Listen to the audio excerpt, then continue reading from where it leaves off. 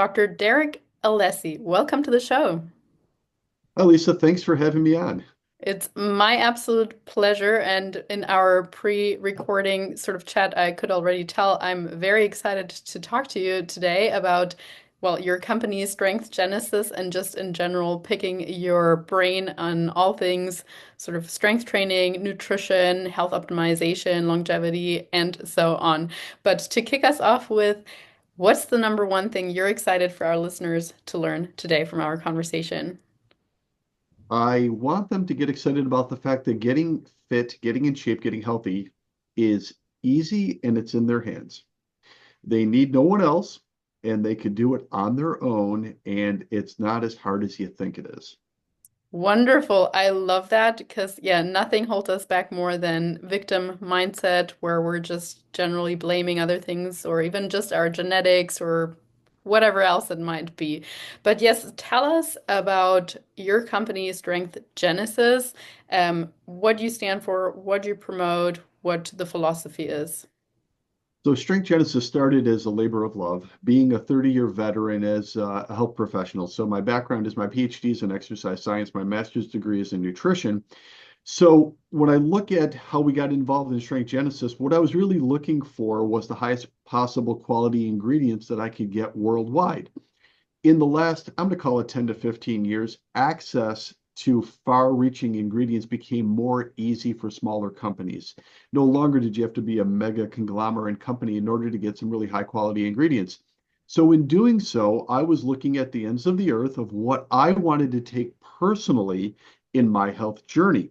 So that's where it all started from. But then I had a second mission or submission to it as well, because for years of taking supplements, protein powders, different fish oil pills, other types of supplements, one thing that jumped off the page to me is the fact that we're consuming all of these good products in plastic. Now, plastic is a petroleum byproduct. It leaches into the food that we eat, the supplements we take. It gets into our body, which is not good at all for our overall health and fitness. In the minimum, it's going to help you increase your body fat, which most people don't want. But even worse than that, it's a precursor to a lot of bad diseases, such as heart disease, diabetes, and dementia, which has been on the rise. So I wanted to create a company in which we put things in sustainable packages. So everything that we package in is in either metal, glass, or paper, which is not just reusable and recyclable, but also doesn't leach petroleum byproducts. Super, super cool. And one of the products that I'm most excited to hear about, because I truthfully don't know much about it, is your macadamia nut oil. So I assume it is high in monounsaturated fats. And tell me why you felt inspired to create this product and what health benefits we can take from that. So a fun story about, I'm going to call it 9, 10 years ago, I was reading Tim Ferriss's book, The 4 Hour Body. And Tim Ferriss wrote the whole 4 hour series of everything, 4 hour work week, 4 hour body, 4 hour chef. And in reading so, he mentioned this product that he called the new olive oil. That's how he termed it, the new olive oil. Now, it got my interest for the reason, the fact that I always considered olive oil a really good oil. And also, too, both sides of my family were from Italy, both sides, mother and father. So I consumed a lot of olive oil growing up. I consumed a lot of other bad things growing up, too. So he got my attention and he described why it was the new olive oil for really three reasons. Number one is olive oil is good because it has high amounts of the monounsaturated omega-3 and omega-9 fats, which are very good for our vessels, our heart, our brain, every cell in our body. So we knew olive oil was good for that reason. And this macadamia nut oil was even stronger and higher and more potent in those good omega fats. So that was number one. Number two is the fact that olive oil, although is a good oil, it's not a great cooking oil. Now, not a lot of people know that, but olive oil is not great for cooking. And the reason why is something called smoke point. See, olive oil will start breaking down at 350 degrees Fahrenheit. Now, if you're cooking and you're making vegetables, you're making eggs, you're making meat, you could easily exceed 350 degrees. In fact, it's not even hard to exceed 350 degrees. In fact, most ovens start at 350 degrees. So olive oil would break down and it would lose the potency of these good omega-3 fatty acids. And then furthermore, if it becomes smoked, the oil becomes blackened, which then could potentially become carcinogenic, the opposite of why you took olive oil in the first place. So that was the second reason. The third reason that he called it the new olive oil is because when you taste olive oil can be a little bit bitter and a little bit bland. Now, this Australian macadamia nut oil tasted buttery and nutty. So if you have it, it feels almost like when grandma used to cook the vegetables in the butter, or mom used to make the eggs in the butter. It had that taste. So for all three reasons, it really outperformed olive oil. So I bought a bottle. I bought a bottle online and fell in love with it. And then from there, I did something crazy. I bought like a couple dozen bottles and I started giving them out to my best clients in our clinic as like a little perk or a little gift, which inevitably led to, can you get me more of this stuff? So for about a year and a half, I kept buying more of this and reselling it, wholesaling it to my clients. And then all of a sudden, I had a harder and harder time getting a supply of it. So I contacted the distributor, and they unfortunately didn't have more stock, and they told me they weren't going to get it anytime soon. So being frustrated, I picked up the phone one day and I called the refinery in Queensland, Australia, and I said, "Hey, I'm looking to get more olive oil or more macadamia nut oil. Where can I get it?" And they said, "Well, we lost our U.S. distributor. They're no longer going to carry it. Would you like to be the distributor?" And my answer was no, not at all. I just want to buy some for myself. I don't want to supply stores or anything like that. I'm just trying to buy it for myself. Can I just buy oil from you? And they said, yes, you can buy oil from me. They said, how much are you looking for? And I said, I don't know, maybe 10, 12 dozen bottles. So maybe 100 bottles, 120 bottles. And Lisa, I hear crickets on the other end. And they said, sir, we only sell this by the metric ton. The metric ton. Now, I didn't know how many bottles that would be, so I started doing the math, and it was over 2,200 bottles. And I said, okay, so if I buy the oil from you, you'll send me 2,200 bottles. And they said, no, no, no, no. We're going to send them to you in a big tub. And I said, I can buy a big tub of oil? They said, well, do you have an import license? And I said, no. They said, well, you need that. And I said, well, then I could buy the tub. And they said, well, do you have a bottler? And I said, no. Well, you need a bottler. Do you have bottles? And I said, no, I don't buy. Well, you got to buy bottles. And I said, well, then I could do it. And they said, well, do you have an FDA approved label? And I said, I don't have any of these things. So basically, they walked me through the 71 most important things that I needed to know about this process. And that was just the beginning of it. And we started bringing in this Australian macadamia nut oil that we call liquid gold. And just to kind of fast forward, we've probably brought in 300 metric tons since then. So this is a product when people use it, when people start cooking with it, they don't want to cook with anything else. It does become their new favorite oil. Wow, I'm literally kind of blown away. I mean, great to hear about the higher smoke point. I think that's like my main takeaway, aside from obviously the great flavor. I can only imagine what it tastes like because I'm a big lover of like almond butter or cashew butter. So I would assume this has like a similar sort of, yeah, sort of sweet, nutty, obviously, flavor. My question, this might be a silly question, but is there also difference? In terms of like extra virgin, whatever, like there is with olive oil and even coconut oil? You know, it's not a silly question at all. It's an excellent question. The answer is yes, there is, because there's two different types of cuts you can get of this. So just like olive oil, which is considerably, I mean, by a factor of like a million bigger industry than macadamia nut oil, it's not even close, but it still goes based upon the growing conditions and if it's been tampered with or how premium it is in the process. So when you get an extra virgin, whether it's macadamia nut oil, olive oil, or any oil for that matter, you're getting a higher cream of the crop. You're getting a higher seasonal thing. It's got more flavor. It's been on the vine. It hasn't been picked. It hasn't been sitting as long. All of those things that we know about olive oil is identical with the Australian macadamia nut oil. Oh, okay, great. And I mean, as much as I love Australia, I've been there a couple of times and stayed for several months, and I have eaten Australian macadamia nuts, very, very delicious. Nonetheless, the question comes up. Are there no good macadamia nut slash macadamia nut oil providers within the US or at least the Americas? I could imagine, South America, Central America, or something potentially as well. There's three major places that macadamia nut oil is produced in, and they would include Australia and Hawaii and South Africa are the three places. So what I've done is I've gone around all three of them, getting a large amounts of oil from all three. And a little bit of I'll cut to the chase. The South African tastes burnt. It tastes like it's been through the catalytic converter of an old car.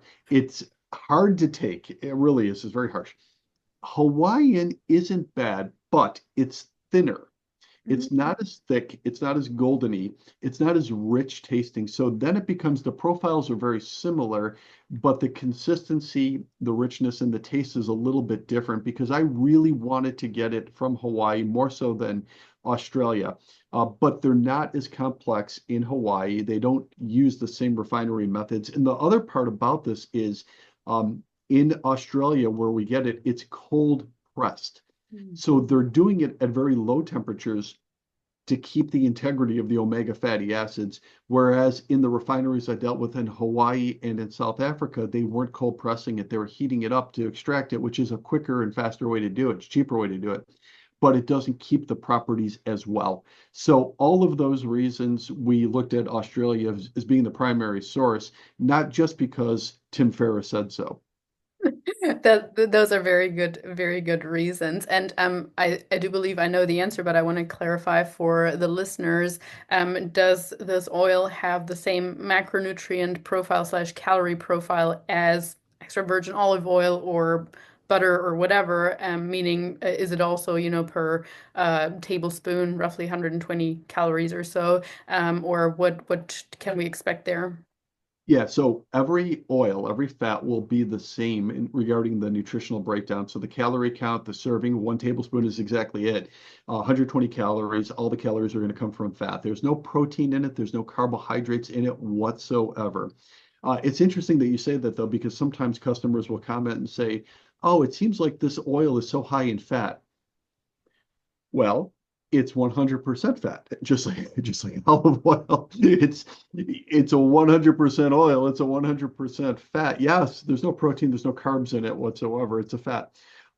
Some people that ask the question though are still of that older mindset that fat is something they should eliminate. So if you're a little bit older, you remember the low fat, no fat days, which anybody like under 40 right now has probably no idea what we're talking about. But for a long period of time, some people, tried the low fat, no fat diet. And for that reason, it's still in their mind, oh, I'm having oil, I'm having butter, I'm having macadamia nut oil. It's too high in fat. It's good fat. You need it. Your brain will respond to it. It'll fuel your body. You will not get fat from it. Wonderful. I just wanted to clarify the calorie content here. And you mentioned before we started recording that you also show purchasers or anyone who wants to try this product, whether it's from you or somewhere else, how to use macadamia nut oil, because some people might think, oh, what other than for frying stuff can I use it? So maybe you can share with us what type of cookbooks or however you would use the macadamia nut oil in your cookbooks. Yeah, so it's extremely versatile. So you can not just cook with it, you could also bake with it. You could also fry with it. You could also saute with it. In fact, I'm in Buffalo, New York, and Buffalo, New York is known as being the home of the chicken wing. We've made chicken wings, put it in the deep fryer, and we've deep fried chicken wings, buffalo wings, in this macadamia nut oil. Now, mind you, that's not what they do in Buffalo. They use garbage vegetable oil, and that's how they make it. It's very inexpensive. But we wanted, obviously, the same type of feel, and the taste is phenomenal. It's great. If you're cooking eggs, if you're cooking vegetables, if you're cooking meats, and or if you are baking, it's so high heat stable and so delicious and versatile. You can use it for all those applications. If you go right now to strengthgenesis.com, I have a book and it's called Cooking with Gold. Cooking with Gold. We have both the hardcover and an ebook version. The ebook version is free. So you can go there, get the ebook version. And in there, we have over 30 delicious recipes. So breakfast, lunch, dinner, sides, and snacks, all of which you can download and you can utilize it to make your recipes, all of which will help you improve your health. They're all low glycemic. So if you're looking to drop body fat, if you're worried about your blood sugar, blood pressure levels, it's all very helpful for those. It's called Cooking with Gold and it's at strengthgenesis.com. Super cool, especially the free ebook. Thank you so much. I mean, that's a wonderful resource, and of course, I will link all your handles in the show notes. But I could imagine that it even tastes delicious in a smoothie or even mixed into oats. Like I'm someone, I don't actually use a lot of oil for cooking, and with most of our clients, since most of them aim to lose some body fat, we do try to keep added oils or cooking oils and so on to a minimum. So, but nonetheless, as you mentioned, we do need fat, we need oils, healthy fats anyway. And so sometimes I like to incorporate, yeah, almond butter or something into my oats. And I could imagine the macadamia nut oil would add a lovely taste, and of course micronutrients to that as well. It certainly will. So I have another story too, because a woman in our clinic, and she's well, maybe about 65 years of age. And we do sell a product called MCT oil. We have this organic high octane MCT oil. And if you don't know about MCT oil, it comes from coconuts. And it's the middle chain or medium chain triglyceride that comes from the coconut. And it's extremely beneficial for two things. Number one is it prevents against dementia. And number two, it helps people burn more fat because it puts them in ketosis. So it's something we encourage in the clinic to use the high octane organic MCT oil. But this woman, and her name was Roseanne, wouldn't use it. And I asked her one day, why are you not putting MCT oil in your coffee? And she said, because it doesn't add to flavor of the coffee. In fact, it's very bland. It doesn't change the taste at all, which a lot of people like. But she said, what I've been doing is I've been putting the Australian macadamia nut oil in my coffee. And I said to her, I have never heard anybody say that before. She said, it's delicious. I said, really? Because I always put MCT oil in my coffee. So I went back and I tried it, and it may not give you all the properties that MCT oil does, as I mentioned, for anti-dementia, brain clarity, cognitive function, and fat loss. But the taste, Lisa, the taste is ridiculous. It is so good in coffee. So if you think of like macadamia nuts or the oil from it in like a cup of coffee, it's delicious. It's really good that way too. So yes, in coffee, in tea, in your protein shake, in your overnight oats, whatever you're making, in your yogurt. There's a lot of different things that you could put it in, and it enhances the taste. Oh, that sounds absolutely amazing. I was just thinking of like a hazelnut something Yeah, coffee, and yes, that sounds even better. yeah, that's But it. That's something exactly it. to kind of build on, which you mentioned in terms of brain health, that brings me to another product that I'm passionate about, and that is creatine. And I know that you sell that as well. So maybe you can share why you think that is beneficial for most people, or if you think it is beneficial for most people, and why it's in your registry, so to speak. So I'm going to bring you back to 1992. 1992 was the first time I started taking creatine, and I was either in college or I might have been in grad school at that point. And I took it because I wanted to build muscle, which is why it first came on the market. So athletes were taking it, bodybuilders, fitness enthusiasts were taking creatine because creatine monohydrate does a couple things. First and foremost, it does lead to hydration with inside your muscle cell, which part of your ATP production will lead to better endurance during your workouts. So all of a sudden you start developing this better endurance, which then means you're able to do more work during the workout, which then means you can build more muscle tissue, and it also helps you with recovery too. So it was very popular amongst, as I mentioned, athletes, fitness enthusiasts, bodybuilders 30 years ago. Fast forward to now. Not that that group isn't taking it anymore, but all of the research now is being done on older adults, being done on people with diabetes, and being done with people with cognitive decline, all of which creatine helps as well. Now, in case you don't know, creatine is natural inside your muscle tissue, so you do have it in there anyway, and you are taking more in when you're taking in protein sources. So when you're eating chicken and fish and turkey and beef and pork and eggs and things like that, you're getting creatine in there. But when you take it in higher amounts just by itself, without the calories from the protein and everything else, that's where you could really see the benefits and advantages. So for a while, what we were doing in our clinic was we were giving our clients who are all the age 45 years and up. So I work with older people in general. In fact, the oldest I've ever worked with was 97 years of age, but we have 32 people above 70 right now. So we're not working with kids per se. We started trying to get them to put creatine powder in their protein drink. And the ones that did do it did see the benefit from it, but most people wouldn't do it because it was inconvenient. You're asking them to take this powder that's very bland tasting and put it in something, and they would forget to do it. So what we decided to do was this is we decided to put it into a gummy. It had to be a sugar-free gummy because I'm very insistent about losing body fat and you don't want to take in more sugar. So we put it in a sugar-free gummy. We started having people take it. It tastes like Starburst. They take four of them a day. They can take them as a snack. They can take them post-workout. They can take them pre-workout. They can take them whenever they want, as long as it's in their bloodstream. And they love it because they see it as, once again, as a snack, as a treat, but also too, it helps them get stronger and it does provide instant energy. So for all of those reasons and so much more, I'm the same as you. I could talk about creatine all day long. There are so many benefits that we're finding out about it. It's the number one supplement that's been researched of all time, which is just fantastic.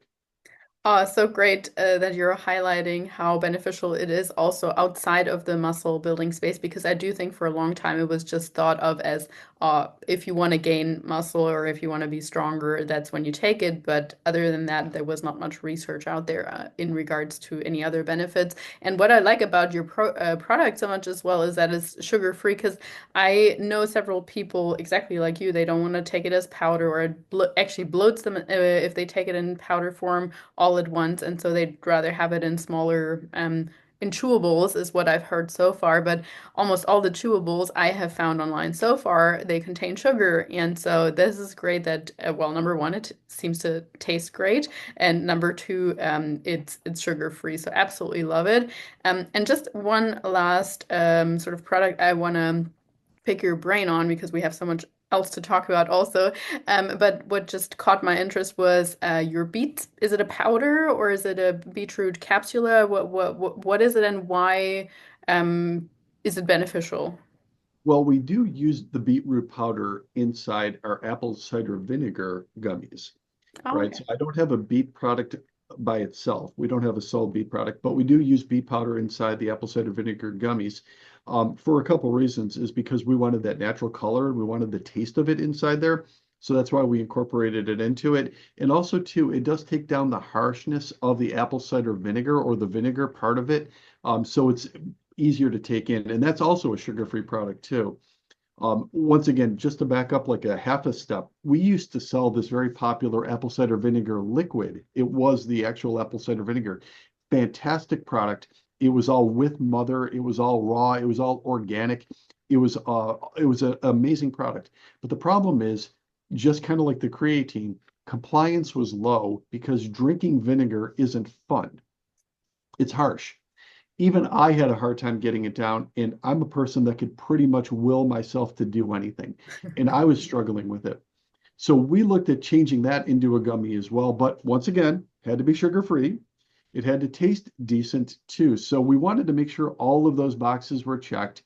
And then also too, I should mention this about Strength Genesis. I have a saying that I only make what I personally take. So everything that I have on there, whether it's the macadamia nut oil, the high octane MCT oil that we're talking about, the creatine chews, the sugar-free apple cider vinegar gummies, are all things that I wanted for myself. Ridiculously selfish person. I wanted these things for myself. They didn't exist in the form that I wanted them. So we went to work and we did it. And then from there, what I thought, of course, is that we would have others take it as well. And hopefully they're enjoying it because it's been our pleasure trying to deliver these things to them. It's fun doing the research on this stuff.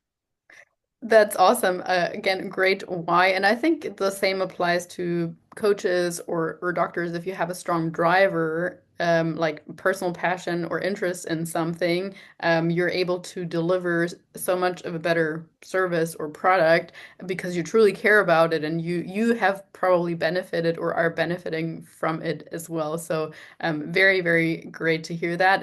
And again, sort of building on that, because you mentioned you can will yourself into doing anything. That brings me to another question that I wanted Most things, mostly, most, most things. pretty much anything you put your mind to, maybe perhaps.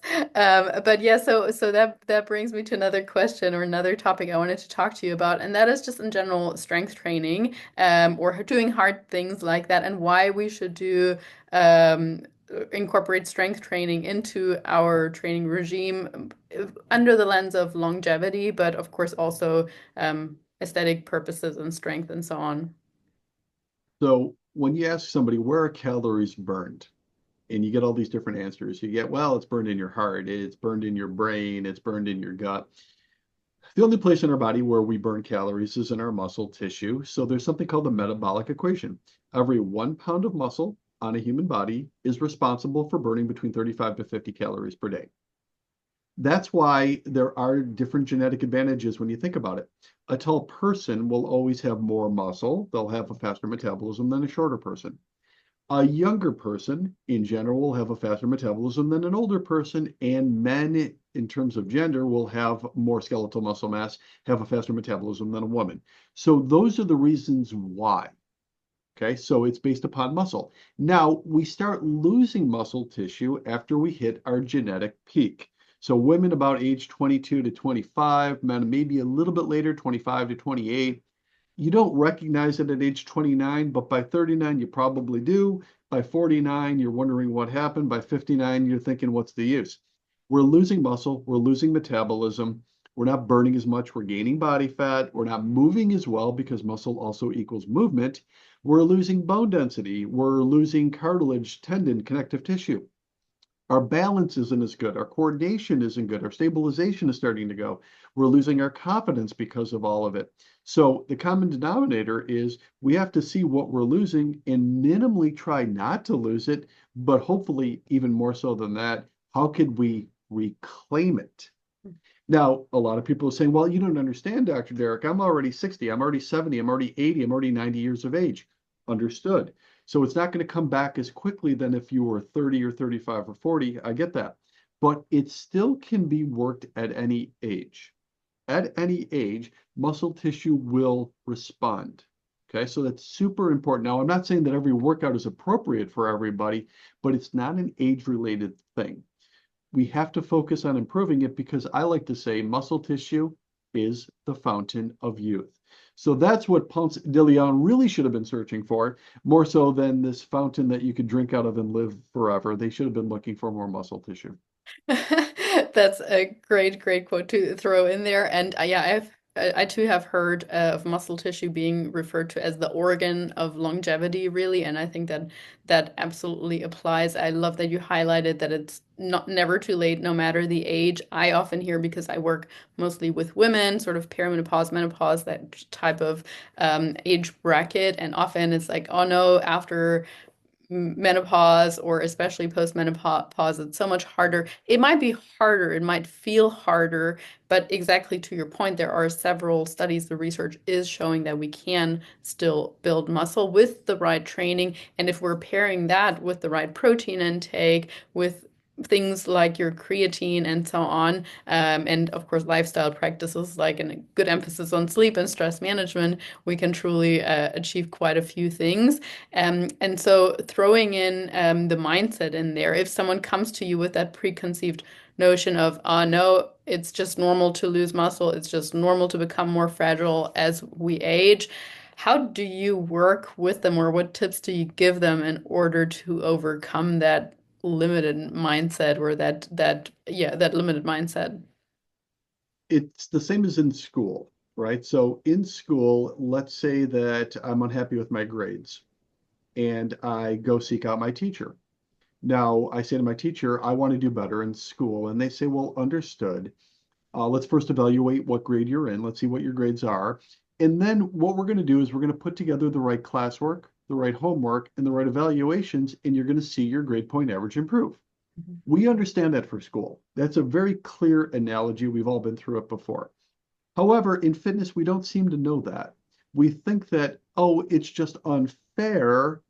Why don't I have good grades? Or you know what? I'm going to go to the teacher and I'm going to say to the teacher, I'm not going to do the work, but just give me an A plus. Because probably like you, I've heard a lot of people say, well, I'll believe what you're saying when I do well.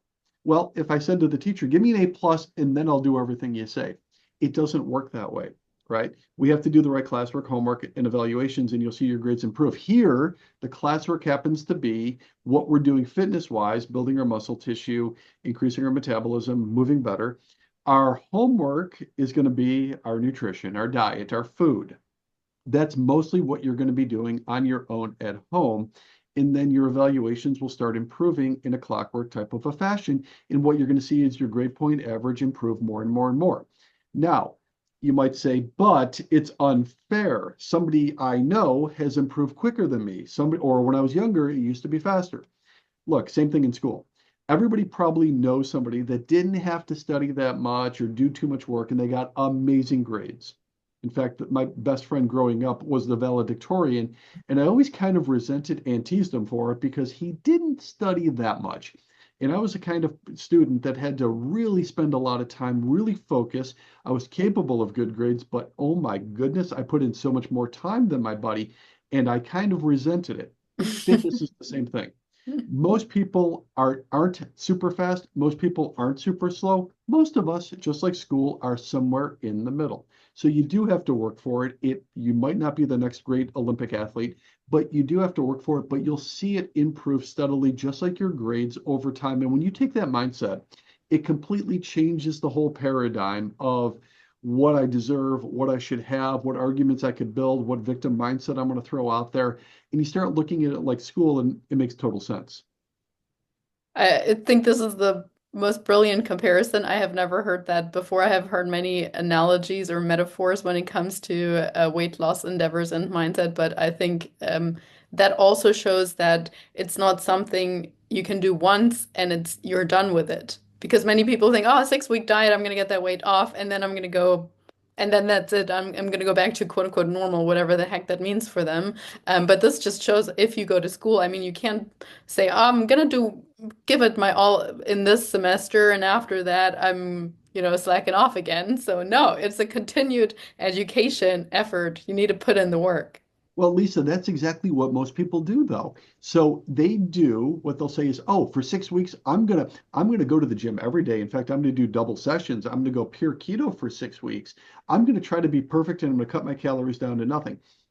Then they go back to their old lifestyle. That in school we call cramming. Hmm. I'm not going to do what good students do. I'm gonna not pay attention. I'm not going to go to class. I'm not going to take notes. I'm not going to study my notes. I'm not going to do my reading. But for the 2 nights before my final or the 2 nights before my midterm, I'm going to stay up all night long and I'm going to try to cram it all in. And maybe, hopefully, I could pull off a decent grade. Maybe. And then they go back to their old not being a great student again. So instead of doing that, we can just copy what a good student would do in school. A good student in school would go to class. They'd go to all classes. They would take great notes. They would ask questions. They would participate. They would do their homework. They would complete their assignments. They would do their reading. And because of it, their grade point average would improve. They would see that. They would have a good grade point average. They wouldn't be cramming, which is what we do with our fitness and diet.